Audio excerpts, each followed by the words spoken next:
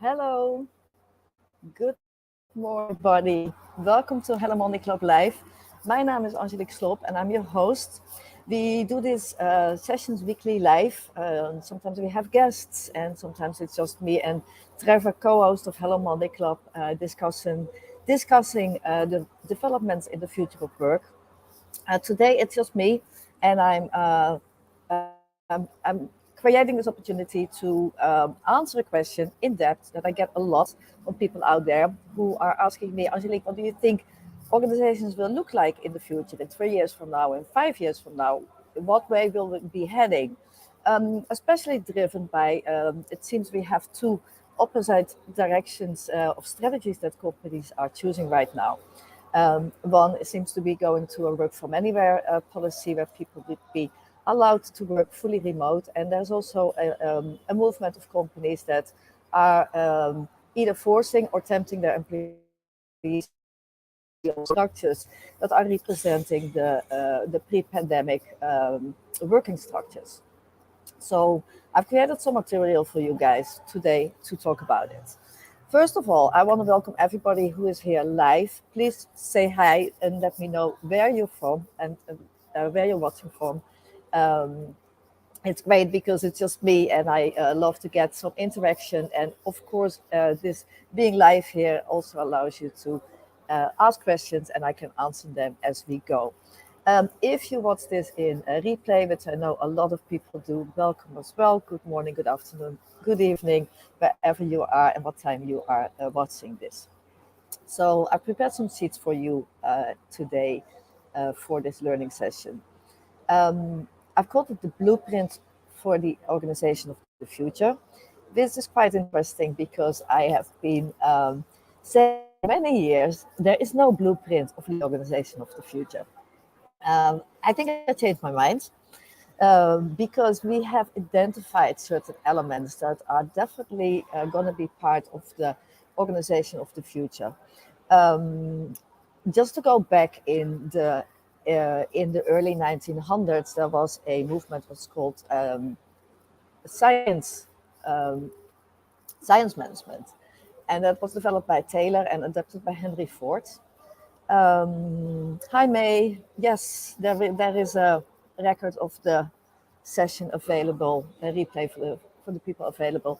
If you RSVP on the LinkedIn live event, you will always get it in the email box because then LinkedIn will get your email, and it's on our YouTube channel, Hello Monday Club YouTube channel. You can see all the other events as well. Thank you, May. Welcome. So there was a blueprint developed that was the industrial blueprint based on factories. Since the rise of the knowledge worker, we haven't fundamentally changed that blueprint. And I think this is the moment that we will be changing that, and it's the tipping point. And later in this session, I will explain to you why I think that is actually going to be a blueprint for the organization. That we, in 5 years from now, will think it's normal that work looks like that. So let's start. This is the small agenda that I created for you guys today. I'll introduce myself a little bit better because it's a learning session. So it's good to know a little bit more about my background and my expertise. I will give you an overview of the organization of the future, the main elements that we will see there. We look into some best practices, and we will see if this will become default or these are going to be an exception also in the future.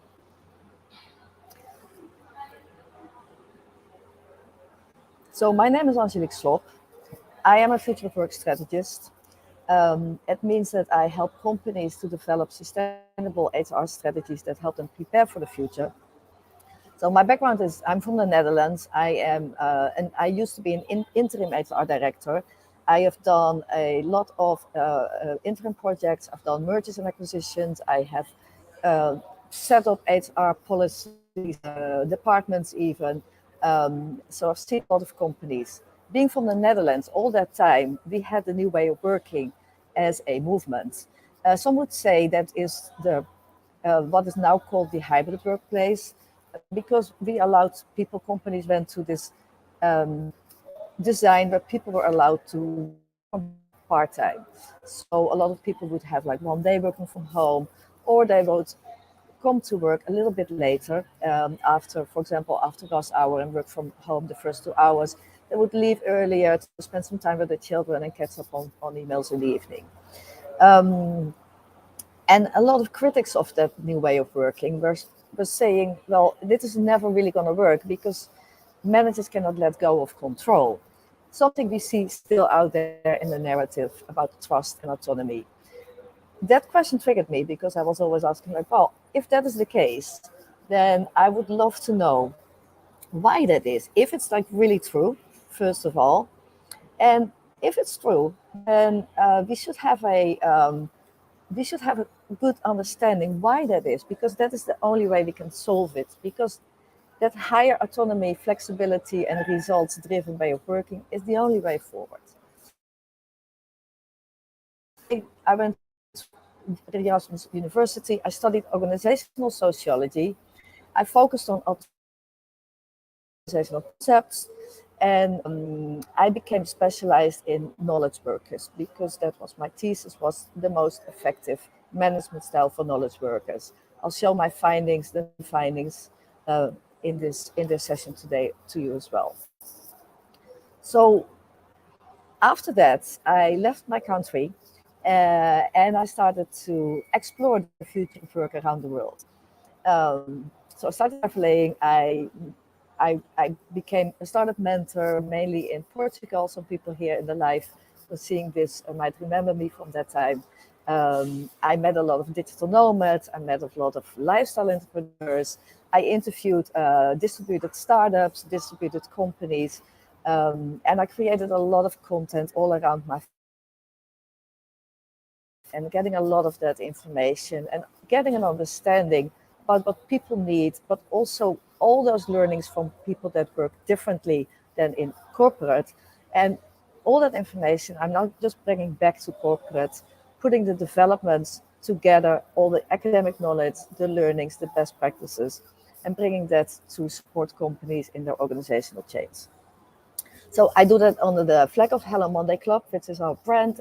We are a boutique consultancy, and we also have a think tank for people directors shaping the future of work with us. So my mission is to create a better world by changing the way we think about work and the place it has in our lives. I help companies to develop sustainable people strategies that are leading them to future success. So myself, I am now in Brazil. I'm in Salvador de Bahia, where where life brought me, and I ended up, and I bought a. It's one of the places that I've built a home base, and I'm my. It's also part of my lifestyle to rethink work and have my life shape my life around, shape my work around my life, and not the other way around. So talking about the future of work, and I've got a tribe of like-minded people around me, and they also often post things on LinkedIn, for example, saying, well, the workplace of the future will look like this, and this. Sometimes I talk about it, and I get a lot of people would say, that sounds like my dream company. Last week we had a guest on our LinkedIn Live, and she said she worked with such a company, and she said, well, I really found my dream company. So that future of work, how we envision that, people feel that is their dream company. And this is something that I've seen in the last years when I was traveling. Also, people that were allowed or that created their own working conditions, they are creating work in a way that if you could do that in a larger company, it would be your dream company.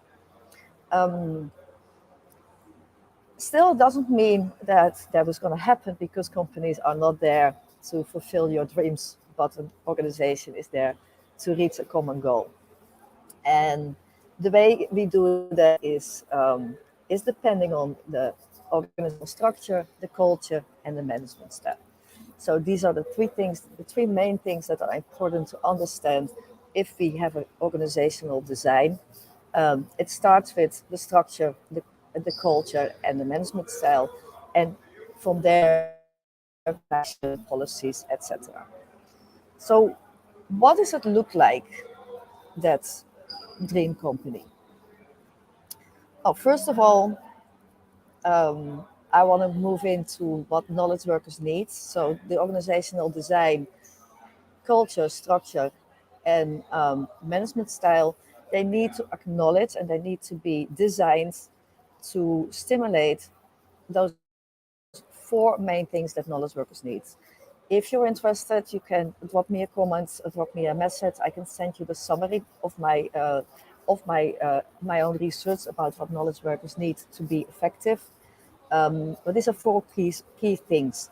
If you are in charge of workplace design, if you're looking at your HR policies and strategies, keep those four things in mind, and then it will bring you a very, very long way. So, first of all, we need knowledge workers need high autonomy. The more effective they are, the more innovative they are, the better their well-being is, the least stress they will have, and the better results they will have. So in everything you do, make sure that there is as much autonomy as you can possibly give at that moment, and strive to improve that autonomy, empowerment, as you might want to say. There needs to be a visionary leadership, because if you would give people a lot of autonomy and there's no direction, then you create chaos, and that is not advisable in most situations. So a visionary leadership with clear strategic goals, and it doesn't have to be like a mapped out 3-year strategic plan of 50 pages, because that is usually impossible in this unpredictable world where change is the only thing that we know for sure. But make sure you have a vision and a strong visionary leadership when it comes into so that is the higher purpose. So we know that we are getting here together every morning. We are getting out of bed to work on creating a better world by doing this and this and this, and have a concept of strategy there where people always feel engaged to, and then within that, with their autonomy, they will move towards that strategy with you. And another thing that is very important for knowledge workers when it comes to engagement and motivation and team building, another question I get a lot, how do we engage people? How do we create social cohesion? They want to work on challenging projects together with a nice team. So those are four key elements that you should keep in mind looking in your workplace design. there are any questions so far, please let me know here in the comments. I'm happy to answer them. Again, if you want the full white, let me know. I can send it to you. So I created this as the blueprint. It has all kinds of elements here. Um, I won't go over all of them, but they're all related. It's a very holistic um, it's a holistic concept as an organization is, as a social construct is. And what we will see is that remote first, which I put there right in the middle in the largest font, um, remote working is going to be, it's not the main thing about the future of work. Well, a lot of people think when you say future of work, they think remote or office. Don't do that. Remote working is just one element of the organization of the future, because an organization is way more complex than the actual physical location where a person is doing virtual work. However, the shift to remote working, and either if it's currently hybrid in your organization for 2 or 3 days a week, or it's already to a fully work from anywhere policy, companies that choose to go more remote will end up in a remote first situation, and that will be one of the main drivers for all the other elements to manifest. For example, we spoke 2 weeks ago in this live show about the results that Spotify showed with their work from anywhere policy, and we saw that female leadership had increased and there is more diversity and inclusion. So remote first is a driver of all of most of the other elements that we will see. So choosing to even have a hybrid workplace will already increase the likelihood that you will move to other elements. Of course, they're already in place in every company. It's just that they will become stronger or more prominent, and they will become a more identifiable element of your organization compared to now or before the pandemic. So remote first will give us also at one point, because of the employee needs, more flexibility. So people will start to move to a more flexible working scheme where people can choose their own working hours as opposed to the 9 to 5. This is leading to better work-life harmony. We will also become more result driven because of that. So if you are not seeing the people and they don't have fixed hours, you will start to focus more on the results. That will also lead to, I call it here the 30-hour work week, which I don't think gives us the autonomy that knowledge workers need. But within that flexible working scheme, I think people will more or less move to a 30-hour work week, more or less 30 hours, where they have that work-life harmony and come to their best results. We will go to a more feminine leadership style, also not just because we have more female leaders, but also the leadership style in general will be adapt what is called the feminine leadership style. This new way of work design will lead to more asynchronous working, so people will not be working at the same time, showing up in meetings, but they will have more access to documented information or asynchronous meeting structures. Higher autonomy, inclusion, diversity, higher equality also around in demographics. These structures will lead to global because people will start to broaden their scope, their talent pool, and there will be a focus on values and purpose rather than productivity and time. Well-being is going to be high on the agenda. So it is one of the main things to building your management style, a focus on well-being and becoming an enabler of the well-being of your employees. It's also Generation Z is going to go enter the workplace soon, already entering, but in a more substantial numbers. So in 25, there will be 25% Gen Z and that is only less than 3 years from now. Um, it's not even complete. We might call here people add freedom, we might add kindness to this word cloud. But I hope this will give you an idea about the more flexible, distributed, global autonomous workforce where people have the ability to create better work-life harmony and to focus on their results and personal growth. So, any questions so far? There is a little bit of delay. So if you are asking a question and I'm not answering it immediately, it is because there is a delay in a live stream, which is always the case. So let's look at the strategic advantages of this new workplace design. Um, because why would you want to transition to new workplace if it doesn't give you any evidence for the advantage that it might bring you as a company? From a strategic point of view for your company, moving to this new workplace design will lead to more productivity, higher innovation. Um, as a company, will be more agile and you have more resilience to change. I think is the one thing that the pandemic showed us, that agility and resilience are very, very crucial for companies.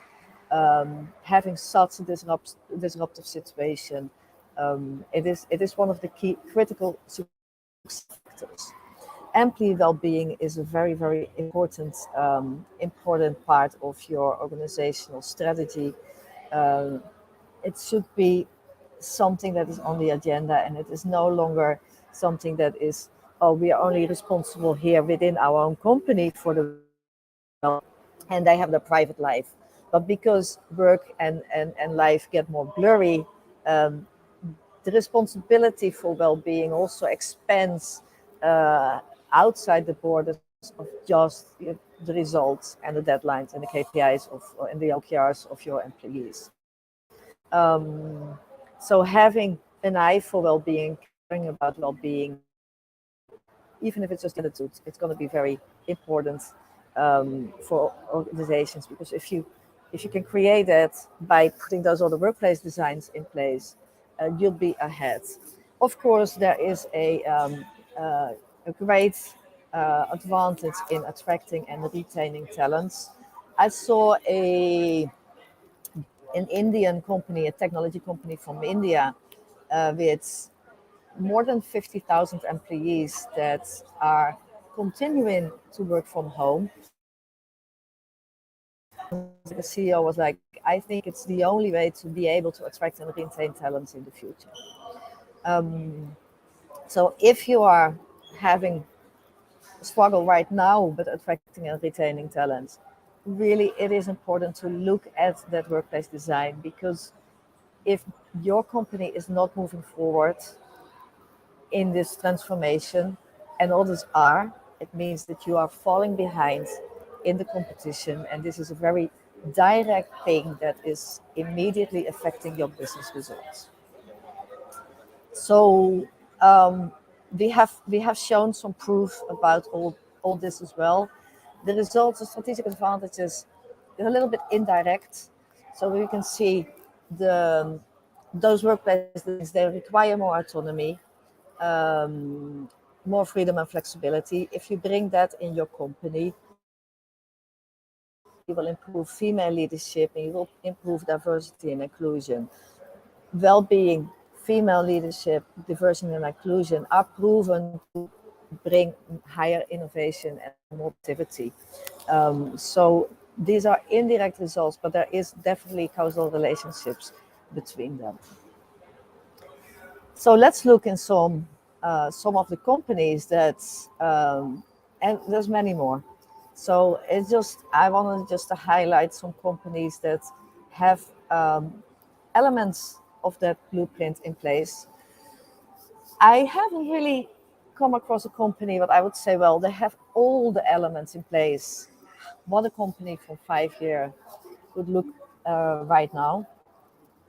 Um, so you can see some of the elements being very, very strongly advocated in this kind of companies, maybe not so much. On top is Toggle. Toggle is like, we had our guest last week, Anna, talking about time tracking in a human centric organization. And she works with Toggle, and who have one of their products is a time tracking tool. And she also, in the end of the session, we talked a little bit about how life at Toggle is. And she mentioned that they have a row in place. It's a results only work environment. Look it up. It's been one of my largest inspirations in the last decade. Um, it is where you let go of time and presence, and in everything you do, you look at the results. They're also fully distributed, so there's no offices. People are working around the world. They're asynchronous, and they don't they don't look at hours. So there's no fixed working times, but it's also not about the 40-hour work week. So if people work more or less, that they just let go of that whole concept. So I think it's one of the examples I came across till now that has a little bit of like most of the elements that I would say are part of that blueprint in place. I've been following Buffer for a long time. It's a company that has been fully distributed. I've been interviewing them years ago, and they have a very conscious people first culture. And I need to add, they have one of their key values is transparency. So they're very transparent, which is also part of the workplace of the future. Just the last three are companies that I wanted to highlight because they are companies that have moved from a office-based culture to a work from anywhere policy after the pandemic, and they are showing positive results. So Airbnb had 800,000 views on their career page when they announced their work from anywhere policy. So Spotify, as I told, has shown some really good results. You can go back on our YouTube channel and find that Spotify business case episode from our live series if you want. And Meta also showed some good results. So these are companies that are moving there, and having a work from anywhere policy in place will just drive all the other changes that we can see in this new workplace design.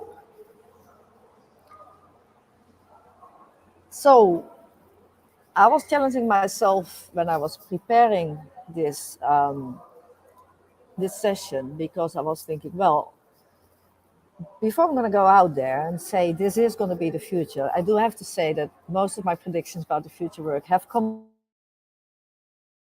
true. There was a pandemic needed to accelerate the uh, the changes that I predicted. But I was challenging myself. I was thinking, well, even like 100 years ago, there were companies that were different, that were doing different things, that were more people first, that were more democratic, that were self-managing, where all the laborers, like the workers, had shares in the company. There's been in the Netherlands a way of work who really took that already, that very results-driven role, for example, the results-driven work environment has been implemented with success with many companies, but hasn't been adapted to that really, really, really large scale. So are the companies that we see, are they going to be the exception, or is that workplace design that they're choosing right now, um, is it going to be the rule? So are they just going to be for a small group of companies, a small group of high-tech companies that somehow manage really well doing that and are reaping the fruits of that? Or is it something that other companies are going to be adapting? I would invite you to put right now in the comments what you think, because it's good to have this discussion. This is the question that we are also talking a lot in our sessions with our clients and in our think tank, because we are all about shaping the future of work. And um, so I want to say, I think this is a very interesting time. After I challenged myself, I came to the conclusion that I think it's going to be a rule. So it is going to be the default working style, um, of course, in different shapes. But we will always see the elements that we mentioned in every company becoming stronger. Companies are moving from right now, even if they're very close already or they're really far away, everybody will move. Um, so, as a workplace strategist and thinking about translating development into what is needed in the future, we have to rationalize a little bit because, of course, we don't have a crystal ball where we can see the future very clearly and bring that back to our executive teams in our clients. But we do have reason to believe that things are going to be relevant and that there is going to be a problem at the horizon. I worked with someone in a project team, and that person said, "Well, I think a problem is only a problem if it makes the headlines." And I'm like, "Well, I think that the trick is to understand what what the problem is like a long time before it actually makes the headlines, because that gives you the chance to be prepared for it and to get ahead of that." So a good thing is that we see a lot of lack of staff in some European countries. In the Netherlands is one of the countries that really struggles with lack of staff. That could have probably been prevented if people were aware of developments and conditions that, like the clues that what's actually going to happen. So there's those three things. They're general, the first three. So do people want it? If nobody wants it, there will be no change, right? Um, does it have advantages? Is there proof of success? So we've seen that there is, and excitingly enough, not just the like the individual interruption of the rule and high-tech startup that people say, well, it works for them, but it will never be successful for us. We now see companies like Spotify and Airbnb, Meta, changing to fundamentally changing the way they work, and they prove to be successful. It means that it is a smart strategy to look at them and to understand that it probably will work for you. Just do it right, and we are here to help you doing that if you need some support or want to exchange ideas. And understand that if people have, if a lot of people want to work remotely, they will probably choose companies like Airbnb that offers them that opportunity. And so it means that the best talents will move towards these kind of companies, forcing other companies to adapt as well. And then for you as a company, it's just have to understand it. Um, you are not going to choose if you're going to move to that kind of situation. You're choosing when are we going to move to that kind of situation. Maybe you want to wait, maybe you want to see more proof before you make the strategic decision. I can predict if you go now, if you move intentionally towards a new way of working, it will give you more time.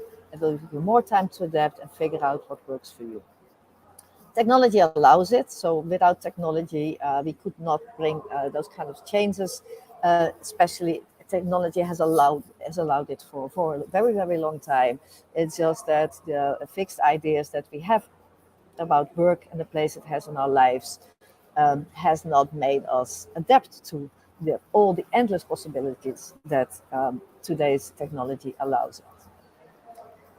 As I said, remote first is a big driver of that workplace design of the future, not just for one company that implements it, but it will have this effect on other companies, first in the industry, looking at the same kind of talent, and then looking, and that will actually increase also other companies in other industries to adapt in their workplace designs and new ways of working.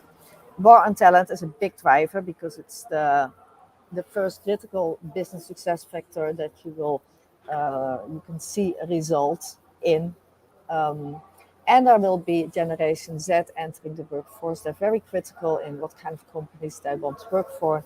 So those combinations, I think, give us a really good clue that this might be a workplace transformation on a larger scale. Also came across some survey results of a company, of a it's done by Out Labs. There are two surveys. One is hybrid working in Europe, and then there is the remote working, and that is a US based. Um, a US based. You can basically Google what's here on the sheet in the source, and you will come across the resources. Really, really interesting. Also, send me an email, and I will just send it to you. These are surveys from 21, so this is a year ago, almost a year ago published. And so we have to keep in mind that it's probably changed already.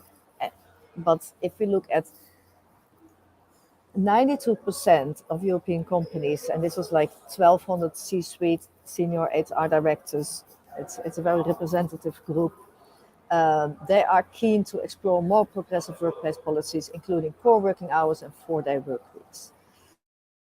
Virtually all HR executives out there in larger European companies who are aware that we need to go to those progressive HR strategies.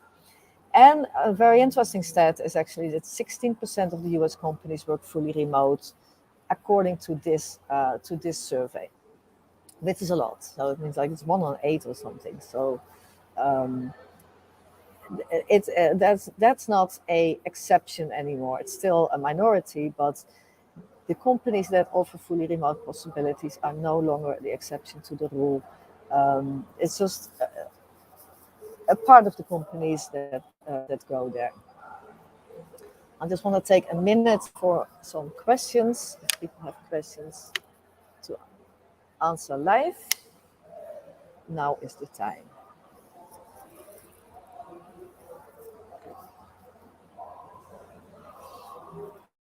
So if there's a delay, so if I see your questions popping up, I will take some time to answer that after this last slide. If there's no questions, then we'll be ending a little bit over time, but um, that is okay. We usually do that.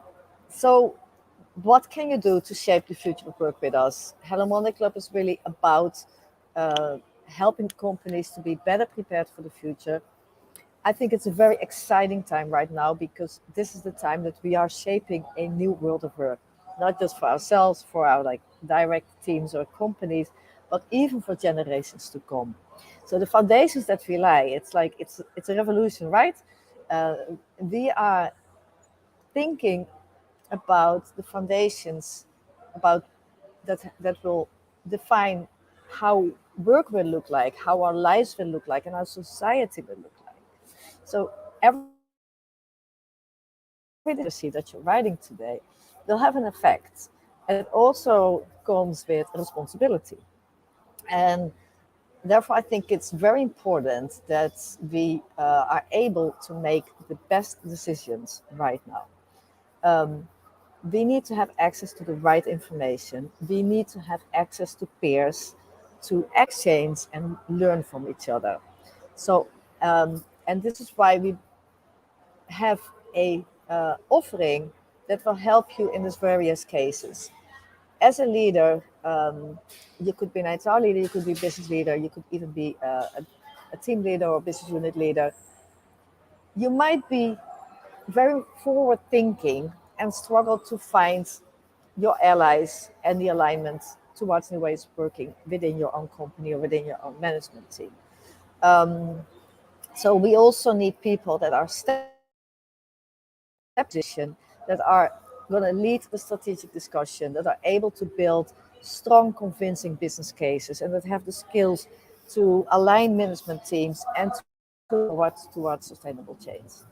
So what we do with what I do, and I have a great network of very smart and experienced people around me with Hello Monday Club, offer future of work program management. So I would be happy to bring my expertise to your company. See more and more companies that are looking for expertise as head of remote first, future of work, chief future of work officer, future of work program management, If you're looking for expertise in that area, please feel free to reach out, and I can tell you more about what it would look like.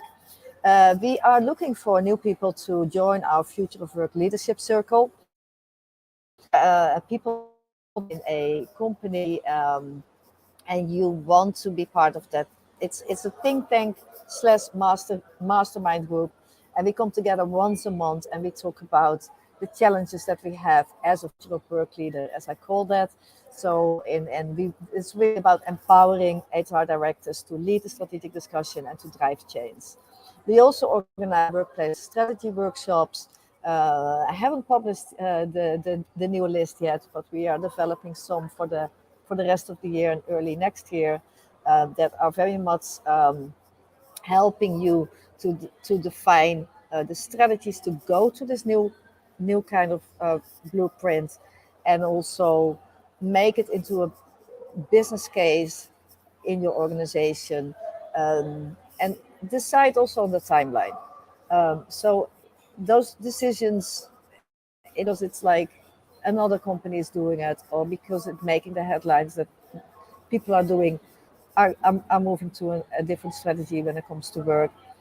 You have to translate that in a way that makes sense for your company, that is keeping up with where you are right now, what your organization needs, your position in the market, needs of your employees, and also the time, the pace of change that you would need as a company to transform in a way that is also ensuring your success during that transition.